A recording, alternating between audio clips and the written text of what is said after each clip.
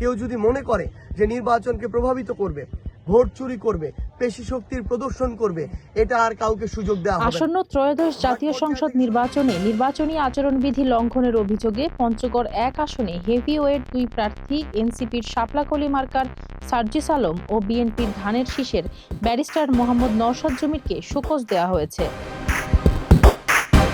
24 জানুয়ারি বিকেলে পৃথকভাবে দুটি নোটিশ করার বিষয়টি গণমাধ্যম কর্মীদের নিশ্চিত করেন জেলা প্রশাসক ও রিটার্নিং কর্মকর্তা কাজী মোহাম্মদ সাইমুজ্জামান।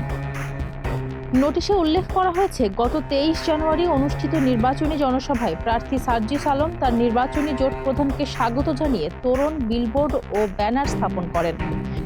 এছাড়া রিটার্নিং কর্মকর্তার নির্দেশ অমান্য করে 3টি তোরণ নির্মাণ করা হয়, যা আচরণ বিধিমালার বিধি 13 ক লঙ্ঘনের শামিল। একই সঙ্গে ফেসবুক আইডি রিটার্নিং অফিসারের নিকট দাখিল না করেই নির্বাচনী প্রচারণা চালানো হচ্ছে, যা বিধি 16 ক এর লঙ্ঘন বলে উল্লেখ করা হয়।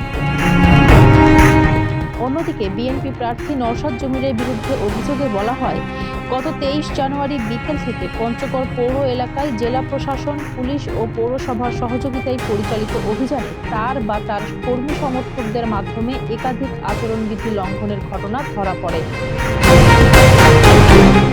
এছাড়া ফেসবুক আইডি দাখিল না করে প্রচারণা চালানো, দায়িত্বপ্রাপ্ত ম্যাজিস্ট্রেটের সঙ্গে বাকবিতণ্ডা, গভীর রাতে জেলা প্রশাসকের কার্যালয়ের সামনে অবৈধ জমায়েত এবং সরকারি গণভোটের প্রচারণার ব্যানার ছিঁড়ার হুমকির অভিযোগও নোটিশে উল্লেখ করা হয়েছে। এসব ঘটনায় উভয় প্রার্থীকে আগামী 24 ঘন্টার মধ্যে সশরীরে অথবা প্রতিনিধির মাধ্যমে লিখিত ব্যাখ্যা দাখিলের নির্দেশ দেওয়া হয়েছে।